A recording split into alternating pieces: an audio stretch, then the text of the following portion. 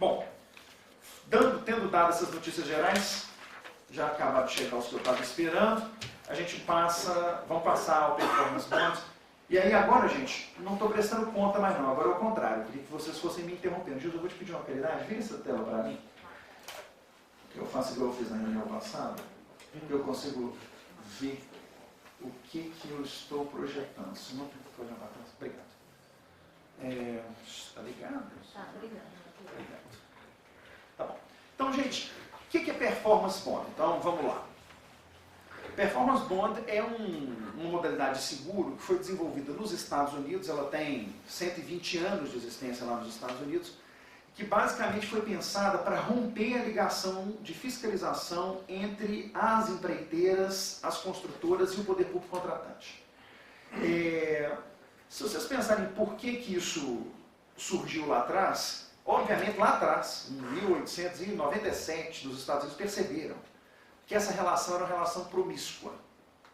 Meu pai dizia que promiscuidade é misturar duas coisas que estavam melhores separadas. Né? Então, o poder público e a construtora, elas estavam melhores quando o poder público era uma coisa e a construtora era outra coisa. Na hora que você começa a misturar essas duas coisas, nós começamos a ter espaço para mal feito. Né? E mal feito basicamente de três espécies. Obras entregues fora do prazo, obras entregues fora da especificação técnica, e obras entregues, e obras não entregues. Então, eu tenho a obra que não é entregue, a obra que é entregue fora do prazo e a obra entregue fora das especificações. É contra essas três coisas que o Performance Bond tenta lutar.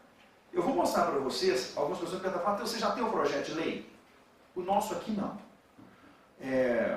Eu tenho a ideia e existem projetos nacionais. Eu tenho dúvidas ainda sobre alguns pontos. Nesse momento, aliás, eu estou saindo de uma reunião com o ex-vice-prefeito Marcos Santana, em que ele me apontava exatamente problemas que ele vê na proposta que eu estou discutindo. Ele é um crítico do tema, vocês vão ver, eu vou pontuando para vocês em que pontos que ele se incomoda. Bom, como é que funciona hoje no Brasil? Gente, lá na 8666, para quem não sabe, é a nossa lei de licitação, eu tenho a previsão de modalidades de garantia que podem ser oferecidas pelo contratado. E aí eu tenho lá calção, fiança bancária e seguro-garantia, está citado lá no meio. Lá pelas tantas, quando vai se decupar um pouquinho o que é esse seguro-garantia, está escrito lá que o seguro-garantia será de até 10% do valor da obra. E não especifica nada mais sobre esse seguro-garantia, só fala que é um seguro-garantia. O seguro-garantia que tem sido vendido é um seguro de inexecução contratual. Ele não é um seguro de garantia de execução contratual. Então, assim, ele garante que, em caso de inexecução, a seguradora aporta aquele valor que foi contratado para suprir multa, na verdade, multa ou prejuízo. Ela vem para isso, é para isso que serve esse seguro. Então, é importante primeiro dizer que o seguro que nós estamos discutindo agora não tem nenhuma relação com esse seguro. Porque enquanto a gente vai pensando no seguro-garantia, nós não vamos sair do lugar da discussão do que é a proposta do Performance Bond. Porque a lógica aqui é tentar passar por cima desse problema da inexecução. E o seguro-garantia não me resolve o problema da inexecução. A obra não foi executada, ela continua não estando executada. A obra não foi fiscalizada, ela continua não estando fiscalizada. A obra está fora do prazo, ela continua fora do prazo, mesmo que eu tenha um seguro-garantia contratado. Os nossos editais, eles vão prevendo aí modalidades de seguro e eventualmente aparecem alguns seguros que parecem mais com Performance Bond. Eu, por exemplo, posso citar para vocês a implantação da Via 710, em que há lá um seguro um pouco mais completo do que o seguro-garantia simplesmente, mas mais uma vez ele fala, é para cobertura das multas, é para cobertura das multas, é para cobertura das multas. Então ele está pressupondo que o contrato vai ser descumprido e que o seguro só vai servir para a hipótese do contrato que já está descumprido e não ter mais o que ser feito. Nós temos umas experiências um pouco diferentes, por exemplo, nas PPPs em que há contratação de seguros estruturados. Por exemplo, a PPP dos presídios aqui em Minas, ela tem um seguro estruturado, que é um seguro que diz que a seguradora tem que acompanhar os indicadores. Se os indicadores saírem de linha, a seguradora responde junto com o contratado pela indenização das multas e pela indenização propriamente do prejuízo. Ele parece mais com o Performance Bond, porque ele obriga a seguradora a ir acompanhando a evolução da performance ao longo da execução do contrato. Mas vocês vão ver que não é a mesma coisa. Porque o contrato de PPP, ele é um contrato que se estende ao longo do tempo e é a mesma atividade sendo feita e refeita várias vezes. E não é assim na obra, né, gente? Na obra, eu estava brincando com o Dr. Marcos, depois que você concretou, não tem mais gente fiscalizar quanto de ferro o cara pôs antes de concretar na estrutura. Ah, tem, é só fazer uma perícia. Mas a gente vai ter que periciar tudo, vai custar mais caro fazer a fiscalização que a obra em si. Então, o que a gente percebe hoje é que o que as seguradoras têm é apenas esse seguro de garantia para as penalidades. Onde é que a gente vê cobertura de 100%, e mesmo assim não é propriamente um performance bond, é um seguro de garantia integral, são em algumas obras privadas. Algumas empresas privadas exigem em algumas contratações que haja cobertura integral das suas obras. Bom, qual que é a proposta que eu estou pondo na mesa? Então, primeira coisa é que a gente precisaria ter um anteprojeto, um projeto básico, um projeto executivo, e aí o Dr. Marcos está falando, cuidado com esse nome projeto executivo, vai ter detalhamento de cor de tinta no projeto, isso é importante para precificar o seguro.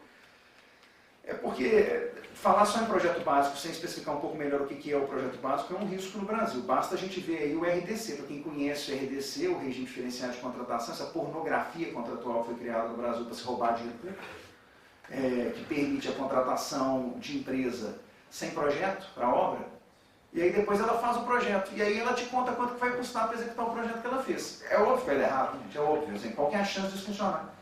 Você fala, não preocupa não, eu estou te contratando para você construir para mim uma ponte, mas eu não sei como é que vai ser essa ponte não, eu quero ir daqui para lá, você faz aí o projeto e tal, depois você me conta se deu certo aí o orçamento que a gente pensou, e nunca dá certo o orçamento, obviamente. Nós temos casos de RDC no Brasil com quase 500% de sobrefaturamento, ou seja, eu contrato por 100 milhões, na hora que chegar a conta custou 500 milhões. E tem que pagar porque o regime diferenciado de contratação foi criado para fazer as obras da Copa e das Olimpíadas. Essa pornografia que serviu de base para metade desses projetos que nós estamos vendo sendo questionados agora, no Petrolão, aí, nos afins, partiu do pressuposto que a gente não precisa de projeto executivo. Então, a primeira mudança que essa proposta traz é, para as obras que estejam dentro do critério dessa lei, não existe licitação sem projeto básico. Ponto. Esse é o primeiro ponto. Então você está revogando o RDC. Não estou revogando o RDC, não. Estou dizendo só que para essas obras que têm esse seguro, não tem RDC. O RDC não pode funcionar para essas obras. Projeto executivo, né? Por isso, quando eu disse aqui o básico, é porque aí, para não entrar na discussão que eu estava com o Dr. Marcos, o que é o projeto executivo, o que é o projeto básico? Então eu vou dizer de uma outra forma.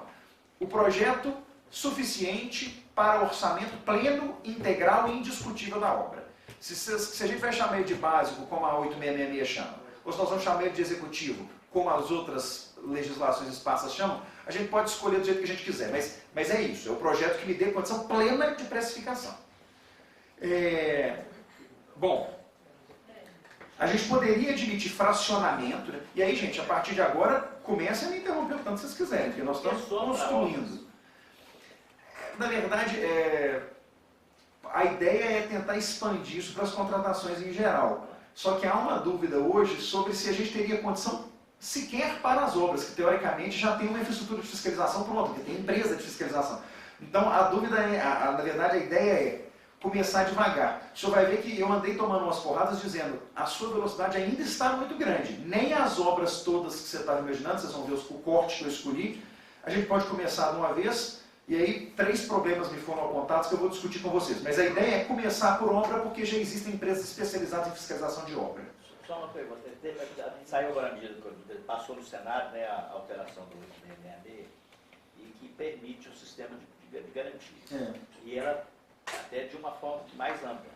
Só que ele lá está como facultativo, né? Como facultativo...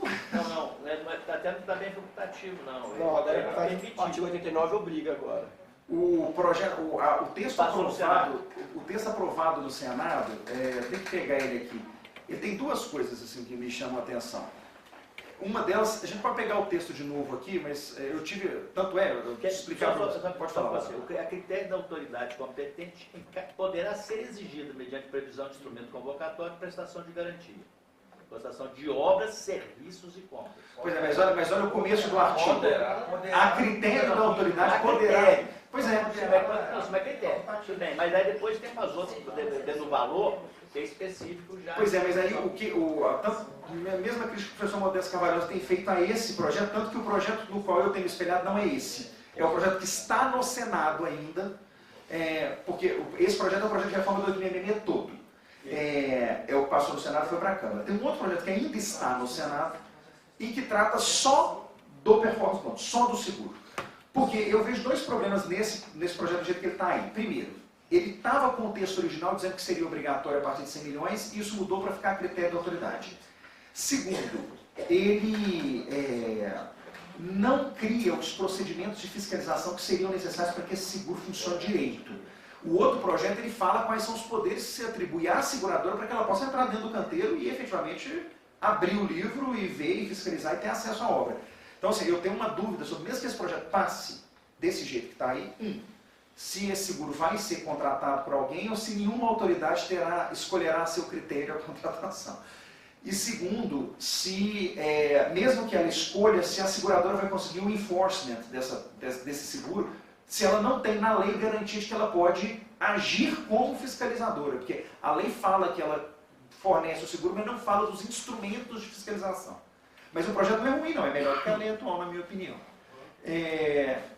Então, assim, respondendo a sua pergunta, começou por obra só por isso, mas é só esse o problema.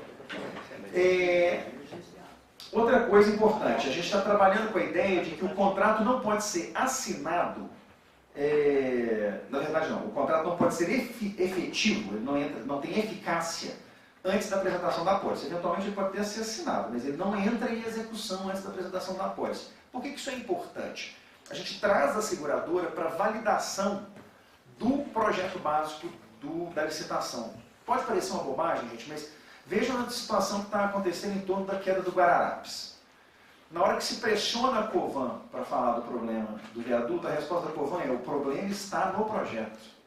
E aí a pergunta que a gente tem que fazer para o professor: você poderia ter aceitado executar o projeto que não fica de pé? Falou, mas se eu tivesse sido contratado para isso, eu tinha sido contratado para avaliar projeto e não para executar projeto. Então, como essa discussão jurídica é uma discussão sem fim, nós precisamos trazer alguém que responda para isso. Falar assim: na hora que você der a apólice, você está me dizendo aqui que você vai segurar o projeto que você apresentou a apólice para ele. A qual critério você vai usar? Problema seu. O que eu posso dizer hoje é que o poder público não tem a estrutura funcional suficiente para garantir que os projetos que estão sendo postos na rua são os melhores projetos possíveis. Então a ideia é transferir essa atividade para que eu possa desonerar o poder público dessa atividade que ele não tem desempenhado bem, gente. E aí, com todo respeito, eu acompanho muito de perto a fiscalização, normalmente não é falta de capacidade técnica, não, é falta até de instrumental que efetivamente o poder público não dá para os seus fiscais. Pois não. Bom, então é o seguinte, nós temos dois tipos de seguro: o risco de engenharia e o garantia de obrigações contratuais. São duas carteiras diferentes. Você está querendo aí, me parece mais com o risco de engenharia, que vai analisar projeto, que vai analisar a execução, que vai fazer o seguro da execução e do projeto propriamente dito, do material usado, esse tipo de coisa. Porque o risco de o garantia, ele só garante que o contrato vai ser executado. Ele começa até vamos dizer assim, na concorrência da obra, a garantia da proposta, da oferta. As empresas chegam, são analisadas a capacidade técnica, capacidade financeira das empresas que estão participando da licitação. Se ela não tiver, por exemplo, eu apresentei uma proposta, mas se eu não mantiver a minha proposta, o que o seguro garante? A diferença entre o preço da primeira proposta para a segunda, ela complementa aquela diferença da verba que foi apresentada. Agora, quando você entra a nível de obra, analisar projeto, analisar cronograma físico-financeiro, você já parte para outra categoria, que é o risco de engenharia.